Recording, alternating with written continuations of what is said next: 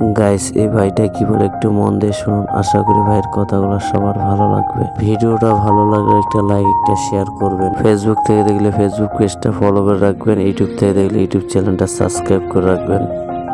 Madam কাজ কম সব সাইরা ফেলাইছে, আপনাকে লগে বসে আমি ইফতার করুম। কি তুই কাজের মেয়ে, আবার তুই হিন্দু, তুই আসছিস আমাদের সাথে ইফতার করতে? এই তাকে দেখছিস কি? যা এখান থেকে, যা যা। এই ছোট লোকের বাচ্চা, তোর সাথে কি আমাদের যাই? তুই আসছিস আমাদের সাথে ইফতার করতে, যা এখান থেকে, যা। ম্যাডাম কি করলেন আপনি? এই সবগুলা ইফতারগুলো সব ফালাই দিলেন, আল্লাহ গুনাহ দিব না? চুপ কর, আমাকে গুনার সব শিখাতে আসছে। মা, তুমি এটা কি করলা?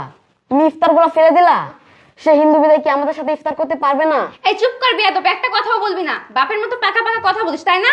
আর ও হিন্দু, ও কি আমাদের সাথে খাওয়ার যোগ্যতা রাখে? আর তাছাড়া সে কাজের লোক, সে আমাদের সাথে বসে খাবে কেন? নিচে বসে খেতে পারে না? ম্যাডাম আপনি আমার সাথে রাগ করছেন ভালো কথা, কিন্তু ইফতারগুলো এইভাবে ফেলে দিলেন কেন? আমি মানছি আমি গরিব, আমি হিন্দু, আপনি আমার গালে একটা চড়ও মারছেন, তাতে আমার কোনো সমস্যা নাই।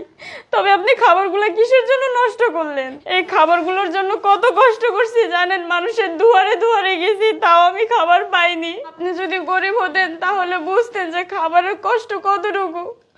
আমরা এই খাবারের জন্য কত কি না করি।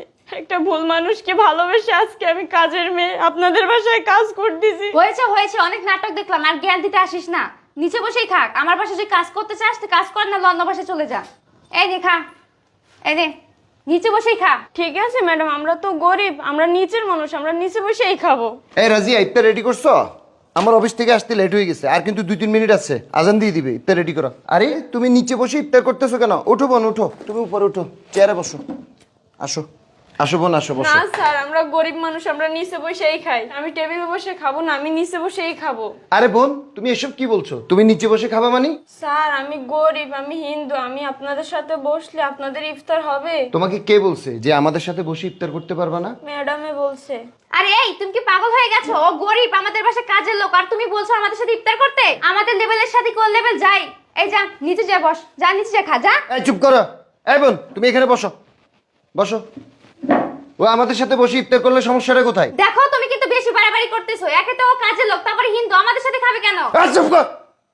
ও হিন্দু হিন্দু কি আমাদের সাথে বসে খেতে পারে না? ও কাজের মানুষ বিধে আমাদের সাথে খেতে পারে না? হ্যাঁ, এই তুমি নামাজ পড়ো 5 ওয়াক্ত, তো তুমি কি শিখতেছো? একটা হিন্দু মানুষকে যদি আমাদের সাথে বসে ইফতার করো, আমাদের কি ইসলামে কোথাও নিষেধ আছে যে হিন্দু আমাদের সাথে বসে খেতে পারবে না? এই তুই ইসলাম সম্পর্কে কি জানোস? এই দেখ হুজুরেরা কি বলছে, দেখ। ইফতার তো একটা নাস্তা, আর এই খাবার অন্য অমুসলিমরা খেতে পারবে না এমন কোনো খাবার নাই। শুধু ইফতারে বলে কোনো কথা নাই, সব খাবারই অমুসলিমদেরকে খাওয়ানো যাবে, তাদের সাথেও বসে খাওয়া যাবে, কোনো অসুবিধা নেই। রাসূল করিম সাল্লাল্লাহু আলাইহি ওয়াসাল্লাম বিভিন্ন অমুসলিমদের সাথে বসে খেয়েছেন, তাদের বাসায় দাওয়াত খেয়েছেন। তুই বুঝছস? হ্যাঁ, এই তুই কি তোর অতীত ভুলে গেছস? এই তুইও গরিব অসহায় বিদেই ওর সাথে যেভাবে আচরণ করতেছস, তোর বাপ কি করতো রে? হ্যাঁ, তোর বাপ কি করতো? তোর বাপ খাগড়াছড়ি বাজারে ভ্যান গাড়ি চালাইতো, মানুষের মাল টাইনে দিত, আর সেই ঘরের থেকে তোরে আমি বিয়ে করে আনছি। আর এখন তোর টাকা পয়সা হয়ে গেছে, এই জন্য তুই মানুষকে মানুষ মনে করতেছিস না, নিজেকে অনেক কিছু মনে করতেছিস, তাই না? এগুলো কিসের বলে? তোর কি আছে? তোর তো কিছুই নাই। তোর বাপের কিছু নাই। তোর বাপ অসুস্থ ছিল, সেই টাকাও তো আমি দিছি। তোর মা অসুস্থ, সেই দায়িত্ব তো আমি নিছি। আর এই কাজের মেয়ে বিদায় কি আমাদের সাথে বসে ইফতার করতে পারে না? সেই হিন্দু বিদায় কি আমাদের সাথে বসে ইফতার করতে পারে না?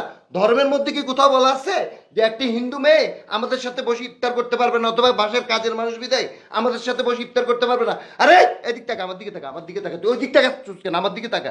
কখনো গরিব অসহায় মানুষের সাথে খারাপ আচরণ করতে নেই।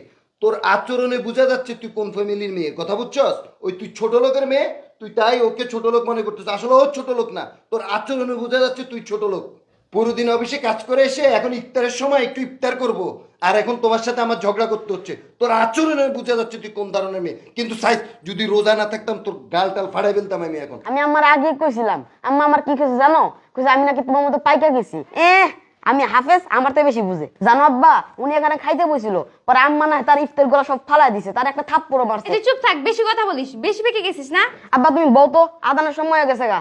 ওগো শোনো না, আমি আমার ভুলটা বুঝতে পেরেছি বোন, আমি আমার ভুলটা বুঝতে পেরেছি। আসলে হিন্দু মুসলিমে কোনো ভেদাভেদ করা উচিত না, সবাই একসাথে ইফতার করা যাবে। আর ওগো তুমি এখানে বসো, আর বোন প্লিজ তুমি আমাকে মাফ করে দাও, আর আজকে আমরা সবাই একসাথে ইফতার করব। এই ভিডিওতে কোনো ধর্মকে ছোট করা হয়নি, বরং সম্মানিত করা হয়েছে। ভিডিওটি ভালো লাগলে অবশ্যই শেয়ার করে দিবেন। সবাই ভালো থাকবেন।